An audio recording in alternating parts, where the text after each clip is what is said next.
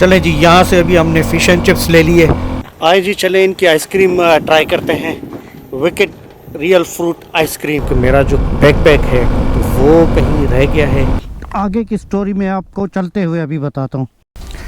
उस तरफ अगर आप देखें तो वहाँ आपको समंदर में से निकले हुए छोटे छोटे से जजीरे नुमा जो है ना, वो क्या कहते हैं, टकरियूं, जी सिंध में चवंदा आहियूं से नंढियूं पहाड़ जो टकरियूं, तो उर्दू में क्या कहेंगे इसको, कि छोटी छोटी पहाड़ी चोटियाँ निकली हुई हैं उस तरफ।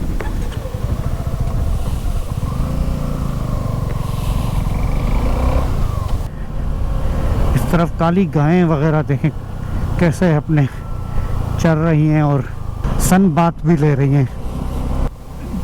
हुआ यूं कि आइसक्रीम खाने के बाद मुझे अचानक से रियलाइज़ हुआ कि मेरा बैकपैक जो है वो मेरे शोल्डर्स पे नहीं है।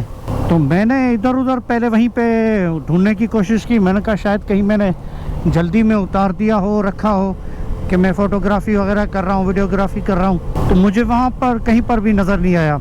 जो सीनिक लुकआउट था वहाँ पर देखा, बेंचेस थी वहाँ पर देखा, और यहाँ पर देखें जी, यहाँ पे लैंप्स, यहाँ पर अपने खाने का उनका टाइम हो गया है, खाना खा रही हैं। और इस तरफ जी क्या व्यू है, माशाल्लाह, ज़बरदस्त, amazing, splendid, breathtaking views हैं यहाँ से। तो जी कंटिन्यू करूँ मैं अपनी स्टोरी। तो वहाँ से फिर मैंने गाड़ी टर्न की अपनी, और सबसे पहले मुझे शक हुआ कि जहाँ मैंने फ़िश एंड चिप्स लिए थे वहाँ पर मैंने जैकेट वगैरह उतारी थी। ये तो मुझे याद आ रहा था। बड़ा जहन को ज़ोर देता रहा कि शायद मुझे बैग का भी याद आ जाए कि बैग भी वहाँ पर था, तो वहाँ मैं भूला हूँ। और मैं बस खुदा से दुआएं करने लगा कि अल्लाह करे मेरा बैग जो है वो मुझे मिल जाए, क्योंकि मुझे डर था कि हो सकता है वहाँ नहीं हो, कहीं और रह गया हो, या कोई और लेकर चला गया हो।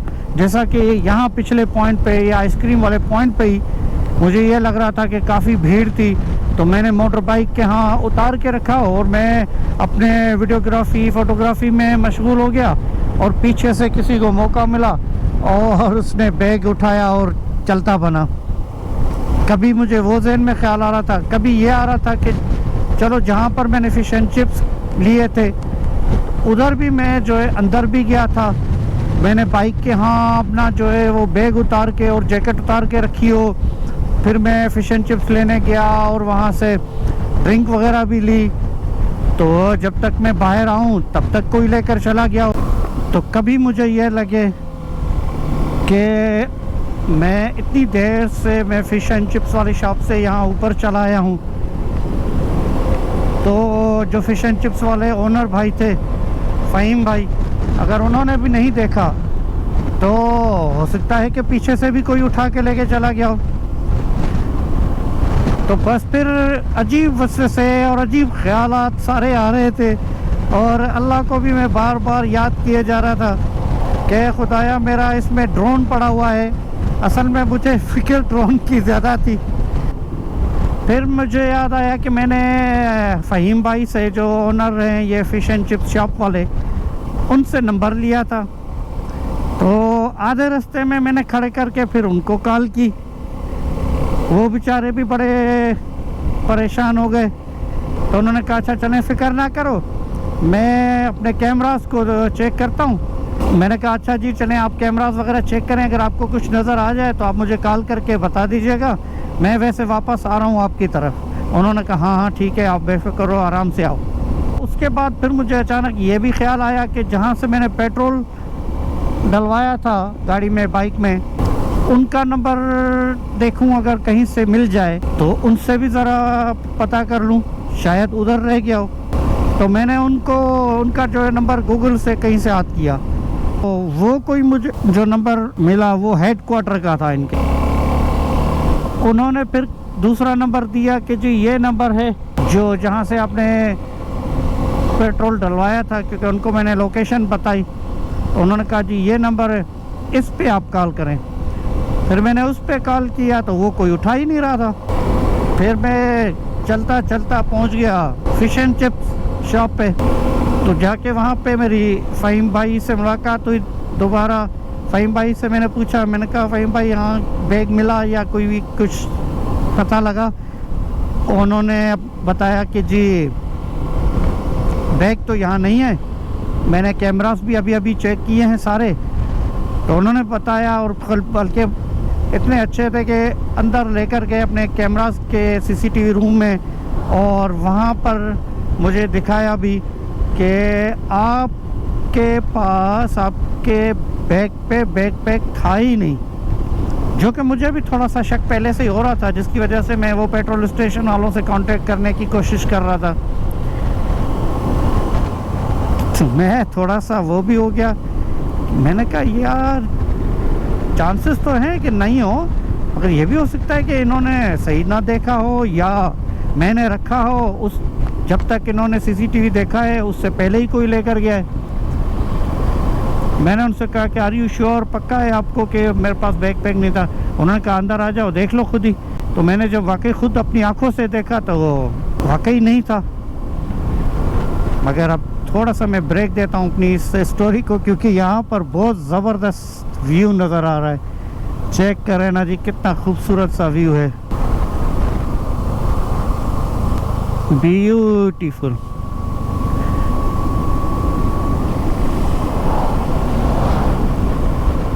फिर मैंने वहीं से जो है वो दोबारा ट्राई किया गैस स्टेशन वालों के हेडक्वार्टर वाले नंबर पे, क्योंकि वो जो उन्होंने नंबर दिया था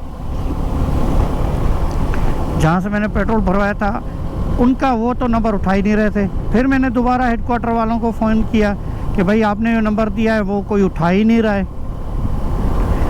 तो वो जो लेडीज़ बात कर रही थी हेडक्वार्टर से उनके, वो मुझे कुछ देसी देसी टाइप की लग रही थी। उनकी इंग्लिश जो है अच्छी इंग्लिश बोल रही थी, मगर एक्सेंट तो फिर भी जो है थोड़ा सा डिफरेंट होता है ना, पता लग जाता है थोड़ा सा। तो मैंने उनको बताया कि जी आपने जो मुझे ये नंबर दिया ये तो कोई उठा ही नहीं रहा है।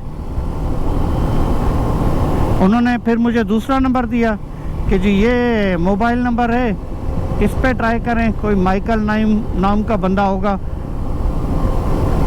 मैंने वहीं से उस नंबर पे भी ट्राई किया, मोबाइल नंबर पे माइकल को 2-3 दफ़ा ट्राई किया, तो उनका स्विच ऑफ या टर्न ऑफ वाला जो है वो, या नेटवर्क ना हो जैसे, तो कॉल लगती नहीं है, वो वाला मैसेज आ रहा था। तो मैंने फिर जो है उनको फ़ोन किया हेडक्वार्टर वाली मैडम को कि जी ये नंबर भी आपका जो है कोई नहीं पिक कर रहा है या कोई नहीं रिस्पांस दे रहा है, कोई रिस्पांस नहीं हो रहा है। वो बेचारी भी बड़ी वो हो गई हैं अपसेट, परेशान। मैंने उनको बताया कि मेरा बैकपैक रह गया है और वो कीमती है। तो उन्होंने फिर कहा कि अच्छा आप मुझे अपना नंबर दे दें, और टाइम वगैरह पूछा किस टाइम पे ये बैग वगैरह आपका छूटा है, और थोड़ी सी डिटेल्स ली। और उन्होंने कहा कि जी मैं ट्राई करती हूँ, अगर कोई मुझे और नंबर मिल जाए या कोई और तरीका हो, नहीं तो मैं उनको ईमेल कर देती हूँ कि इस तरह से आपका बैकपैक रह गया है, तो वो कम से कम हैंडी करके रख लेंगे अगर वहाँ होगा, या वो मुझे कुछ रिस्पांस देंगे तो I will call you back, मैं आपको वापस कॉल करूँगी और बताऊँगी। मैंने कहा जी ठीक है, ज़बरदस्त, अच्छा हो गया। मैंने उनसे बातों बातों में मैंने पूछ लिया कि आप कहाँ से हैं, तो उन्होंने बताया कि जी मैं पाकिस्तान से हूँ। और मैंने कहा वाह जी वाह, ये तो अपने देसी लोग बिल्कुल ही जो है अपने मुल्क के लोग मिल गए। मैंने कहा आप थोड़ा सा और ज़्यादा ख्याल करेंगे, मैं भी इनको बता देता हूँ। और मैंने भी उनको बताया कि जी मैं भी पाकिस्तान से हूँ। तो बेचारी और भी फिर कंसर्न हो गई। तो कहा कि आप फिक्र न करें, मैं ट्रेस करती हूँ, और अगर कुछ पता लगा तो मैं आपको बताऊंगी कि क्या हुआ। मैंने कहा थैंक यू वेरी मच। तो तो फिर मैं वापस ऑल द वे गया हूँ, कोई तकरीबन ये इस पूरे आइसक्रीम वाली जगह से, सीनिक से, ड्राइव से गैस स्टेशन तक मुझे फिर 1 घंटा वापस आना पड़ा है। यहाँ से अब जी हमने ये 309 वाटर वर्क्स वाला रोड ले लिया है।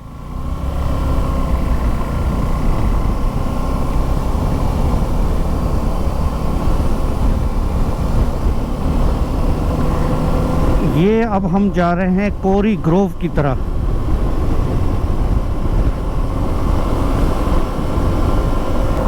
और अब ये देखता हूँ कि ये कितना बता रहा है, 12 मिनट है यहाँ से कोरी ग्रोव। तो फिश एंड चिप्स वाली शॉप से तकरीबन कोई मुझे आधा घंटा लगा वापस गैस स्टेशन पहुँचते हुए। जब मैं गैस स्टेशन पे पहुँचा तो उस लेडी ने संभाल के रखा हुआ था मेरा बैग, मुझे सांस में सांस आई। तो ये थी मेरी स्टोरी। ये हुआ है आज हमारे साथ छोटा सा एक ड्रामा। अब छोटा कह लें या बड़ा कह लें, जब तक मुझे बैग नहीं मिला था तब तक मेरे लिए तो बड़ा ड्रामा था। आप मुझे बताएं कमेंट्स में कि आपको कैसी लगी है मेरी स्टोरी। मैंने अभी तक वो फिश एंड चिप्स भी जो है ना वो नहीं खाई। अभी जो है मेरा भूख से बुरा हाल हो रहा है। और यहाँ से आगे से बता रहा है कि ग्रेवल रोड शुरू हो गया। अब ये कोई 10 किलोमीटर ये ग्रेवल रोड पे चलना है हमने। वो तेरी खैर होवे।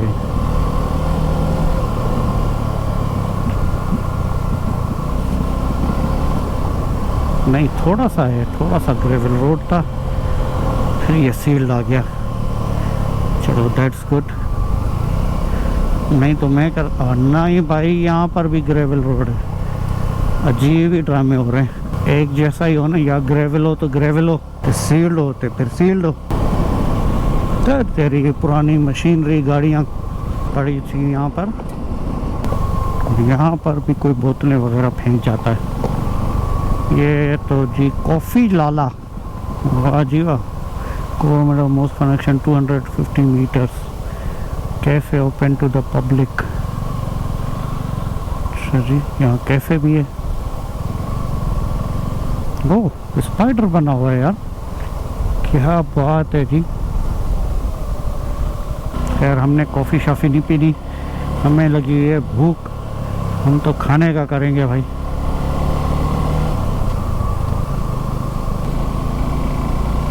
नीचे तो जी खाइयाँ नज़र आ रही हैं, तो have to be very careful.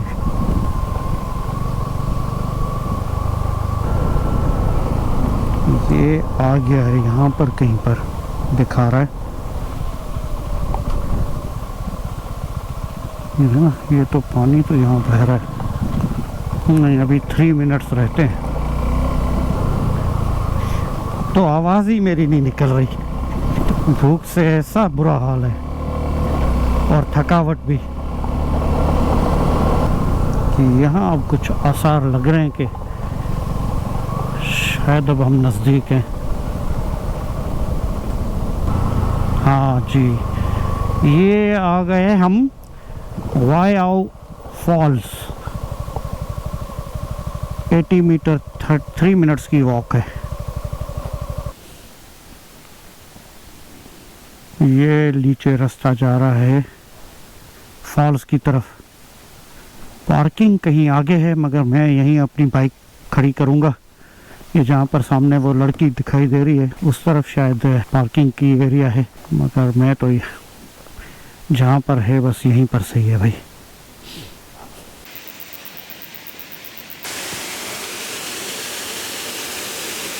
अब ये 2 रास्ते जा रहे हैं। कोरी ग्रोव को लेफ़्ट साइड पे जा रहा है इस तरफ, मगर इनको स्पेशली सियामीज़ कहा जाता है कि ये देखें, एक में से 2 दरख्त हैं।